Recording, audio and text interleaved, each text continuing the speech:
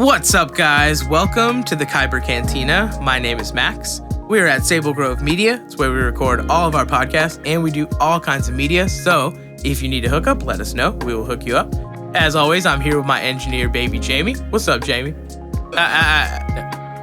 And I'm here with my friend Rusty. You might know him from YouTube. I know Rusty through a series of interesting events, but in the effort of protecting his identity, because he has an awesome YouTube channel, I will refer to him as Rusty. How are you, man? Thank you for being here. I'm doing good, man. Yeah, thanks for having me on. Yeah, man. I really appreciate you being here.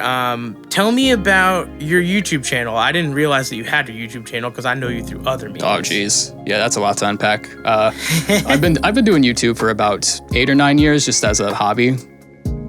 And I think just recently I made the switch to full-time because I realized just how sustainable it can be, and it was like I realized that it's actually something that I had a lot of fun doing, and a lot of fun just like making content, seeing something come to life on like a screen and watching people, like seeing people react to the thing you made. It's just it's really fun. And I decided to do it full-time after 8 or 9 years of doing it as a hobby and not just getting a lot of diminishing returns on the financial side of things, which is it's really important. Advertising, right? Lots of advertising. Yeah, I do Hollow Knight content, Soulsborne, indie game coverage, stuff like that. Been getting into speed runs lately because that's becoming like a whole trend. Yeah, where you just go through it as fast as you can. I tend to just dabble in whatever, man. Like whatever is in my specific niche and whatever I feel like people would like to see from me, I just kind of do it. And that's been working for 8 or 9 years so far. So there's no reason to really double back on that or backpedal on that strategy because it's been working for this long. So. And you've maintained the same strategy the whole time, or has your content evolved? Well, no. Oh yeah, the content's definitely evolved. I think that comes with you just doing it more often, doing it more frequently, and taking it more seriously. Your content's gonna improve. Like, even if you do have the same strategy, I think my strategy was the same. My intent was a little different because the first 4 or 5 years I did it, I kind of looked at it as a hobby. Mm-hmm. And because of that, other people looked at it as a hobby as well. Yeah. And you kind of got, like, what you put in is what you get out of it.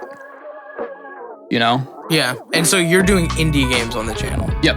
What are indie games? Indie developers are, so you have indie companies and you have AAA companies, and like the major linchpin difference between those two is just the amount of budgeting they have, the amount of resources a AAA company has, like Activision, Blizzard, for example, versus a small indie team of a single-digit amount of people, like Team Cherry, the guys that made Hollow Knight. Okay. And so the major difference is very limited resources.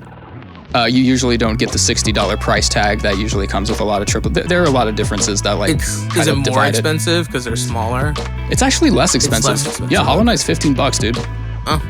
Can you play it on every platform? I know that's like the big one that you do. You can. You didn't used to be able to. It used to be just a PC release.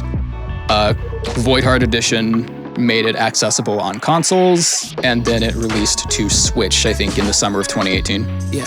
So we're going to talk about a couple of indie games. There's like every podcast we do has some video games to them, so we'll label them and have them in there. But I wanted to start with Hollow Knight because that's your main one or most popular one. That's my main dish, yeah. Tell me about Hollow Knight. Entree. What is it about that game that gets people so interested in it and involved? And how would you classify it? Because I know there's video game classifications.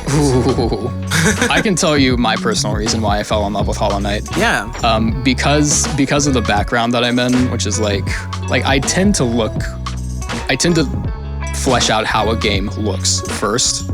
A lot of people tend to like games for like, how does the combat feel? How does it feel to play? Yeah, I always go for looks first. Because if you don't have an interesting art style, like even if I'm playing the game, I'm not going to feel satisfied. And Hollow Knight, I feel, has both of those things, but the art style was what I noticed first because I just like on a whim it was greenlit on Steam at some point, and I saw the trailer just by happenstance. I glanced at it and I was like, this game looks really cool. When did it come out? I'm actually going to play it. February 24th, 2017. Why do you know exactly that day? Why? You expected me to know today, man. Come on. Well, with as much content as I have on this game. yeah, I have seen it. It is really pretty the way that they draw it. Yeah. Like if I recall, the background and foreground are really separated. Yeah. In how the lots of character moves. elements. Lots of elements that go into that. Do you know how they made it? I'm not a game developer myself. I can take an educated guess. I can tell how. I can probably give you some insight on how they maybe made some of the sprites, because I've sort of been like, I dabble in like sprite sheets and stuff. I like looking at the components of a game and like separating them Yeah. from its source and like actually just looking at them. I like looking at how they draw the sprites for the enemies and like, Yeah. I don't know. It's just it's nothing that hasn't been done before is the thing. Right. And that's what makes it so special, I think, is because you're taking a team of like 2, 3, 4, 5 guys, 2 at the time, but they outsource some of the work to like Couple dudes. Yeah. Things that they didn't feel comfortable doing.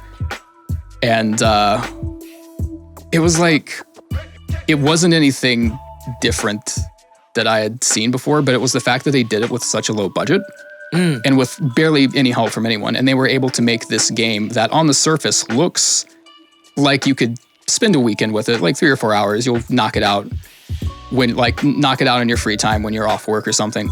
No, dude, this is a big ass game. This is a big fucking game with like.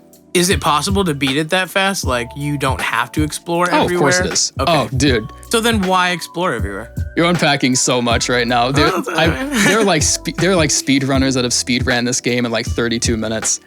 And they go to all the places, or they just like achieve the objective of beating the game? No, it's an 80% run. So like their main objective is to get through the game without like exploring exploring is not necessary for those types of speed runs, but Hollow Knight does encourage lots of exploration because of like the way it leads you through all of its biomes and stuff like that. And it's really easy to get immersed in. It's really easy to get just obsessed with because, again, you're going into it thinking it's just a game you're going to spend a weekend with, thinking you're going to knock it out in like 3 or 4 hours. And I think I have 1,200 hours on the game in total. On like a particular run? Yeah, just on not on one save file, but on one Steam account, more or less. How do they motivate you to do that though? Okay, let me back up. Sure. What is the purpose of the game? How do you beat the game? Like, what's the objective? So there is an infection that has spread across this fictitious kingdom of Hallownest. Hallow Nest. Hallow Nest. Nest. Hallow, not Hollow. Yeah. Kingdom of a lot of people make that mistake actually. Like Hollow Knight, Hallow Nest. The place. Yeah. There are lots of creators that like say Hollow Nest. It's like fucking no. No. Okay. Stop it. But fictitious kingdom known as Hallownest. Yeah. An infection is taken over. Lots of lore to get into. I'm not gonna spoil the whole thing because like chances are if there's someone listening to this that wants to pick it up, I don't want to like ruin the experience for them. Course. This is one of those games that's difficult to explain to people because of that reason, because you want people to experience it. Yeah. But the main, I think the sentence long explanation I could give you on Hollow Knight that I think would it would give people an incentive to play it. It is you are a bug. You're a little bug knight. You're a little 1-inch tall little bug. Mm-hmm. And you have an entire kingdom to explore with nothing but a rusty nail, a sword, and just yourself. The rusty nail is your sword? It's the broken nail, I think, but you can like upgrade it. The nail is your sword. They call you talking about nail like weapons, fingernail? Or is it like a... It's like a hardware nail. because it's rusty. Okay. Yeah, but like they call swords and weapons nails. Yeah. And like it's part of the fiction behind the story. Because they're so tiny. Yeah. Yeah. And it's one of those, the reason why I got so enamored with it as I did is because it looks simple on the surface. The gameplay isn't too nuanced or anything. You're a little bug knight. There's one button to attack, swing, kill shit. Yeah, it's a platformer. Break a wall. It's a standard Metroidvania platformer, nothing too special. And then after you spend a few hours with it, and then you start looking at just how much they packed into it, and it does pacing really well too, because you'll like find a spell or you'll like find a secret item, that you remembered that you could use somewhere, like a few minutes ago when you were playing, like you have an ability. It's like, oh, I can use that ability here and like see what's back here. Maybe there's like another secret item. And then instead of a secret item, you find like a whole other goddamn area of the game. Okay. So the motivation to play it is exploration. How do they reward you? They reward you by... Because like you're not just rushing through and beating the game, right? You're not just taking rushing the time it. to explore. So why should I do that? Well, because I think exploration is its own incentive. Like, because if you're wanting to spend that much time with the game, you're obviously curious. That's really interesting. Yeah. I mean, And it's my just understanding of games is that in order to make their money, they need to get you to play. The games are addictive. They hit a certain part of your brain that rewards you. Okay, that is true in a sense. Right, so there has to be something with Hollow Knight that's rewarding people to get them to do it for all these hours. I've had this conversation with others before, and I've never been quite sure how to phrase it, because Hollow Knight it's not just simple in its gameplay, but it's simple in its presentation. You pay $15, you pay money for a game, and then you play the game. Right. That's it. Okay. That's Hollow Knight. That's their marketing scheme. That's their It's their just a really good triple A, like that's their fucking 280-page manifesto. That's their marketing scheme. Put And a price so tag on it, make a good people- game, people play it. On your YouTube are watching you play and talk about Hollow Knight, or they're just watching you talk? No, there's an entire community based around this, man. There's like I'm not the only creator that makes videos solely on Hollow Knight. Yeah. They're like, can I plug names? I can plug names. Fuck it. Yeah. So like there's like Mossbag is You can probably cuss too, by the way. the most popular. I was gonna ask, thank you. I've said fuck like 8 times already. Always better to ask for forgiveness than permission. So. That's true. I didn't want to say fuck and then immediately turn around and be like, can I say fuck? Yeah, fuck Can I it. say fuck? Okay. It's cool, I man. can say fuck. I don't send this to children. Yeah, no kids listening to this. So Mossbag is the most popular of the creators. I think he has the most dedicated community following. Mossbag, Mossbag. solid name. He's the lore master of the group. He takes you through the lore and the story of the game, explaining Okay. its narrative, what each section, like what each tribe in the kingdom sort of means, how they got there. Alright. Yeah. This game's fucking And you huge, dude. and you discover it as you go through. Is there a narrator, or you like have to be clever and notice? Oh no. There's no narrator. There's barely any. It's one of those games where like there is dialogue, but like the character says and like 20 to 30 words come out. So It's one of those. But you are actually going through a narrative as a character. You are going through a narrative, but it's not as easy. It's not easy to see on the surface, and it's something you have to. And I think that's why so many people play it so much, is because the exploration Tells is the its own story. incentive. The exploration is everything feels so connected. Like the environments, the aesthetic of the environments tells you the story. Characters tell you the story. Exploration tells you the story, and what's like everything has additional context in the universe of the game. Yeah, It doesn't feel like they spent. they don't waste any like words or. And I think that's the benefit of I think that's the benefit of not having a AAA team, because if you have this giant triple-digit, What does that sized- stand for? AAA team. I don't fucking know. People just say it. Okay, sweet. Too much budget. Yeah, AAA. AAA. There it is, man. But if you have like this triple-digit sized industry team, you usually have sections like, okay, you work on the writing, you work on the storyboarding, you work on the animations. And when you have an indie team of like 2 or 3 or 4 people, you don't have the liberty to do that. And I think what results in that is a much more unified product, because you don't have teams where you Right. can delegate those tasks to. So everyone has to know what the finished project looks like. Yeah, it's way more in sync. And it's way more unified. And I think Hollow Knight's just like a perfect example of that, where like, I mean, not to say the AAA studios aren't able to do that. There are some really, really Oh, nice no, of games, course not. sure, but but Hollow Knight's yeah, amazing. I understand that appeal of indie games. So Yeah. talk to me about Hades. This is an indie game as well, Hades. because it's made by Holy a small shit. company, right? Is basically the criteria. Hades by Supergiant Games. Supergiant Games. Okay. Supergiant, I could talk about them for hours. I tried to do content on Supergiant Games. It didn't really take off, but I've always had like just a bit of an unsung praise for the company, because they're another one of those companies that they've been through the ropes a couple times. They've been making games for 10 years. Bastion, Transistor, and their newest game, Hades, which Yeah. I think is like a good, Any Greek mythology connection there? tons of it, yeah. Okay. Well, Yeah, because I love God of War. the Greek mythology itself the way it tells it isn't completely accurate. Well, sure, that's fine. I mean, nothing- it's all fiction to begin with. Yeah, you have a creative license with it. Yeah. Nothing's 100% accurate. But I think what made Hades, I put so much hours into Hades, dude, and it wasn't a game that I don't like roguelikes. You don't like, what is it? Roguelikes. So like procedurally generated maps that you can play through.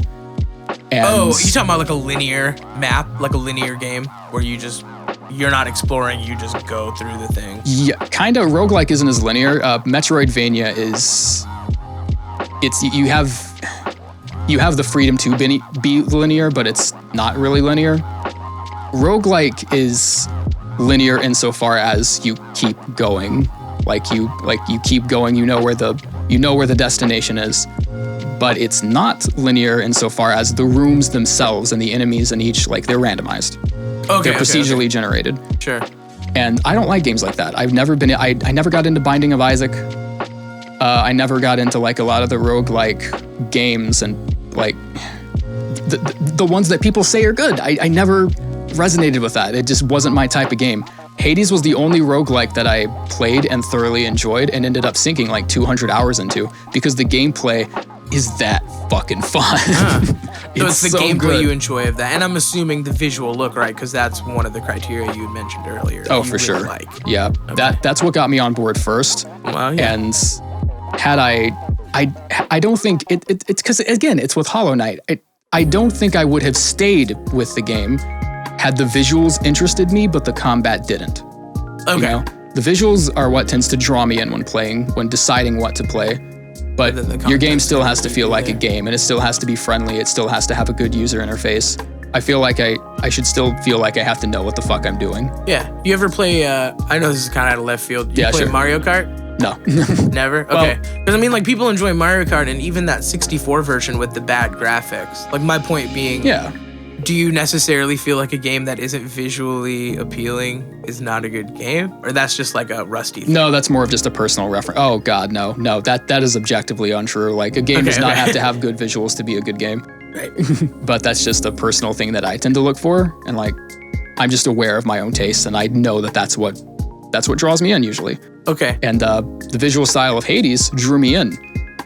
And the way it treated gameplay just kind of kept me there because it didn't feel like it like the formula itself, again, nothing people hadn't really seen before. It was a roguelike.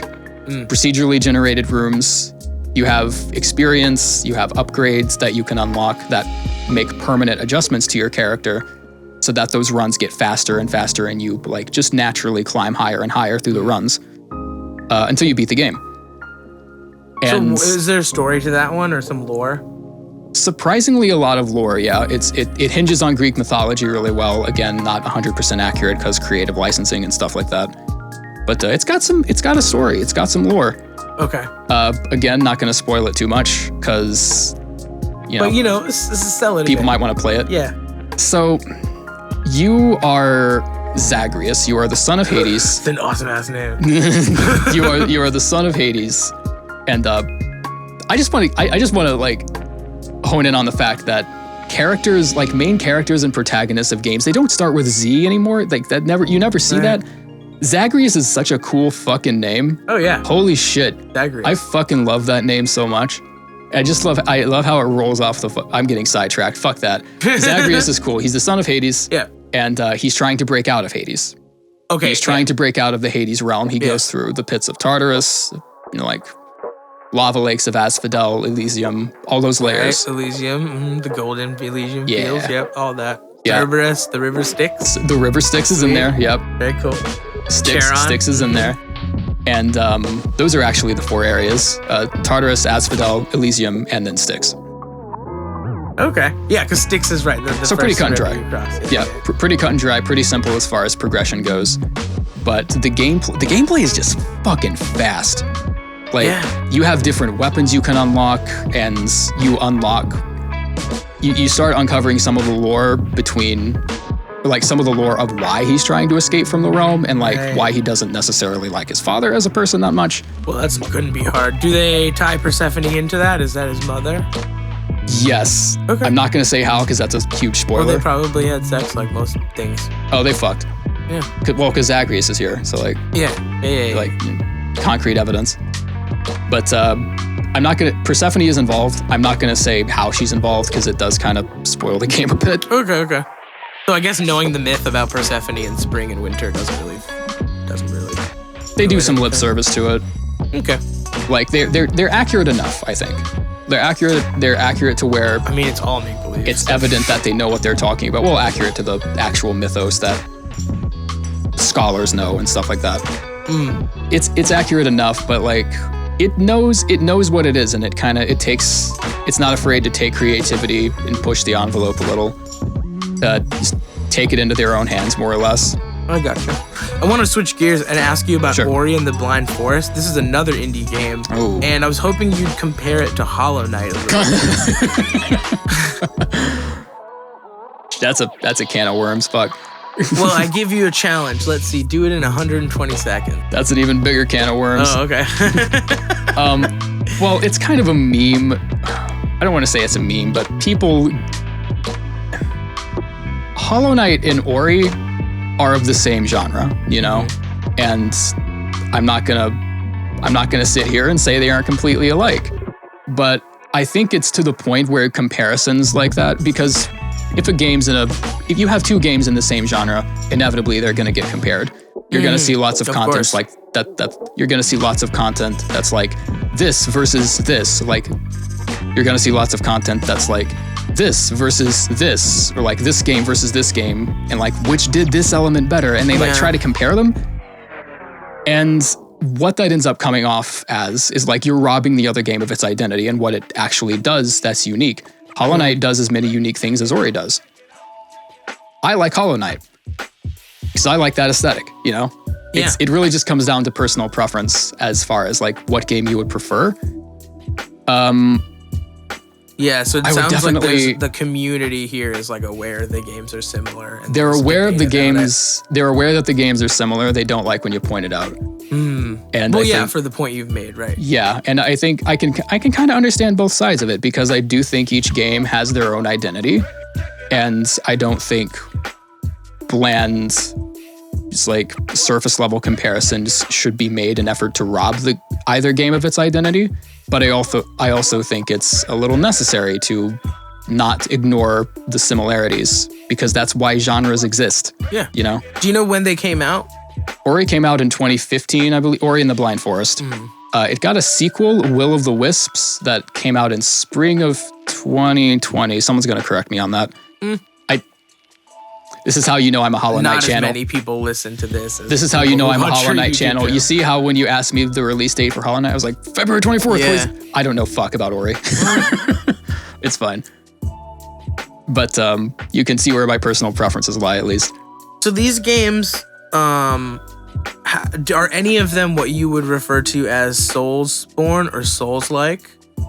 Because I've heard this term thrown around lately. I've been Okay. playing through Fallen Order, where the character, you have like the face buttons are like, two of them are to attack, one's to jump, but the big one is dodging. You can double tap it and roll dodge, you can push it once and dodge, or you can like push it at the last second and get like a special Yep. thing. And then there's like blocking, which is the same button as countering, right? That last second. Yeah. So, I mean, like, Parrying is that and a stuff like Soul that. style game? Like, how would you? Oh, Because this is God. a thing. People talk about this in this community. Oh, Like- I know. Like, Oh, people. you know, and people what don't. is it People about don't shut Dark the fuck up Souls about that it. have people so like up about? You know, like what is it? What is? People don't shut up about it. It's like I mean, we're gonna talk about it too. But mine's another out one of of those- curiosity. Like, why is Dark Souls such a thing? And what would you call a Soul style game? Or Souls? Dark Souls got popular for the same reason Hollow Knight got popular. It's a lot of simple elements that end up giving way to something much bigger than what you think it is. And there are so many ways, there are so many different definitions that like it's one of those ghost terms that when you say it, it doesn't even feel like you're referring to anything because everyone has their own different definition of what a Souls-like is. I have my own definition. Yeah. I think it's correct. But I Well, can't your like. definition is gonna be the Kyber Cantina definition. Okay, fair enough. Officially. Okay, well, you want to subscribe to that? Yeah, Be my guest. yeah. Tell me. I mean, you're rusty. Go down with the ship. But so a lot of people talk about Souls-like in terms of the game's combat.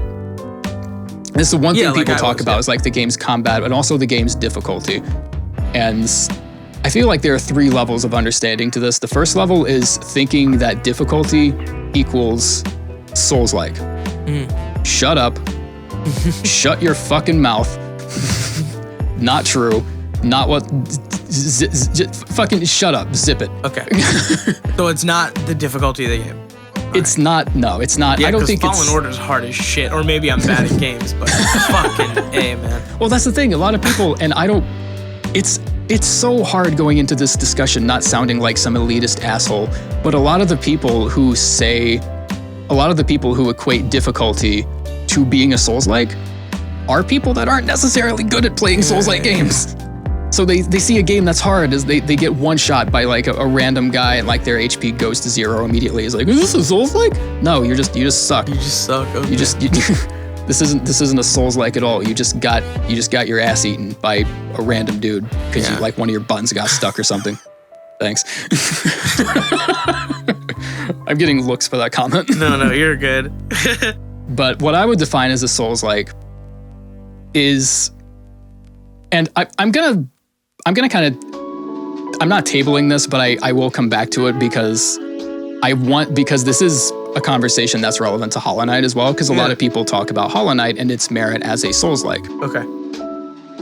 So I think in this sense, a game is allowed to be both a Metroidvania and a Souls-like. Okay. And the reason I believe that is because the former is a subgenre and the latter is not. The reason I believe that is because if I show you, here's how genres are made. Like, genres are easily identifiable.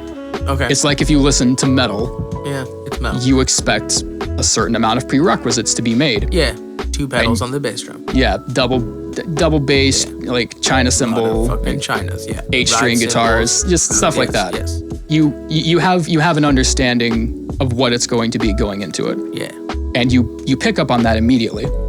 I can show you 30 seconds of a Metroidvania game like Hollow Knight or Ori, and you can almost immediately, like, just because of how simple it is to explain it, you can almost immediately pick up on the fact that you're playing a Metroidvania. Because a Metroidvania, 2-dimensional side scroller with non-linear progression.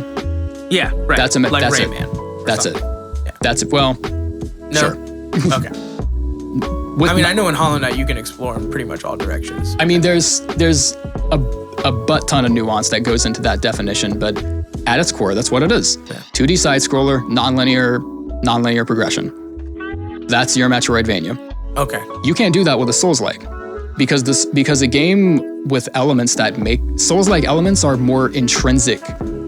They're more built into the game, and it takes a while to actually discover and figure out if they're there or not. It's not something you can show because if I show you 30 seconds of Dark Souls or what people deem to be a Souls-like, if I show you 30 seconds of, let's say Fallen Order. Yeah. If I show you 30 seconds of Surge 2, or if I show you 30 seconds of Bloodborne, all you're gonna see is a standard ARPG. Yeah. Maybe combat, movie, render, design. That's because. So it sounds like it's the way they tell the story that makes it Souls-like. It's a lot of things. It's the way they tell the story. It's the way they conceal the story on the surface. It's the way that it's not only difficult, but its difficulty is used as a vehicle for its storytelling. In Hollow Knight, when you die, you release something called a shade. Okay. Right. So. This is a Souls-like element. This is a Souls-like element in Hollow Knight's like universe. Yeah. When you die, you release a shade, and you can go back to that shade, and you have one chance to pick up all the currency that you lost, stuff like that. Okay. And you see this in Fallen Order too. Yeah. If you die, you just have to strike that guy, and you get all your experience back. That alone. Fail. Yeah, that alone, I don't think is enough to merit to label a game as a Souls-like. I think it's kind of got to be more than the behavior of dying. It's a feature. It's not a penalty. Yeah. So someone can die and you should be good.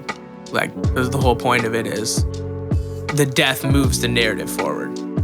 Right. Is that whole Souls aspect of it? Because I haven't played Dark Souls. I just know about the mechanics of the game. It's kind of, so what I would define it as, it's not, it's back to what I was saying before, like, because like the essence of dying is, it's a feature. It's not, it doesn't really feel like a penalty when you, well, it feels like a penalty in Dark Souls because you died. It's hard for that not to feel like a penalty. You died, you suck, go back to the beginning. But I feel like looking at it as a feature is what makes a Souls-like more or less, because it's not just hard, it's hard for a reason in the given universe. It makes sense why it's hard. Yeah. It makes sense because you're not Billy Badass III storming the castle with a lightning rod and a fucking like. Yeah. You're not the superhero of the story. You're not playing fantasy Batman. You are nothing in a lot of these games. You are a shell or unkindled ash or an unused vessel, for instance, like Dark Souls and Hollow Knight, respectively. Your character isn't really that special. Yeah. And if you go around beating the shit out of everybody, like Dante from Devil May Cry, Yeah. it's not going to have that element of lore behind it. You're not going to feel like, no, you're going to feel like goddamn Batman with a broadsword. Yeah. It's not going to feel like that's what it like should be. So I feel like it has to be difficult, yes, but it has to be difficult for a lore reason. Difficulty has to be a vehicle for its storytelling. Okay. And it's just a lot of other intrinsic things, man. Like, the combat has to feel simple, but with a lot of nuance involved. And it's just like, this is why this discussion is so hard, because everyone has their own definition. But like, I just tend to not go for the combat first, because that's what people do. Right. And I think it's a little deeper than that. I think it's not something going back to what I was saying, it's also not why I would say Souls-like has enough elements to be a subgenre. Yeah. Because you can't look at a game for 30 seconds and tell if it's a Souls-like. You can do that with a Metroidvania. Right. Not with a It's Souls-like. the visual element, the Yeah. gameplay element. And that's why I think Hollow Knight's allowed to be both. Well, dude, this was super interesting. I think it merits a little more digging in. For sure. I want to see if you'll come back next week and we talk about some other Oh things. yeah, dude, totally. Okay. I can talk about this for hours. Beautiful. Yeah, you got me. Well, I really appreciate you being here, Rusty, and I hope you guys enjoyed. We'll see you next week until our paths cross. Hi, do you watch videos? Well, goddamn, if you come to the right place, I have a treat for you. There's this podcast called Kyber Cantina. There's videos out the ass. Like and subscribe.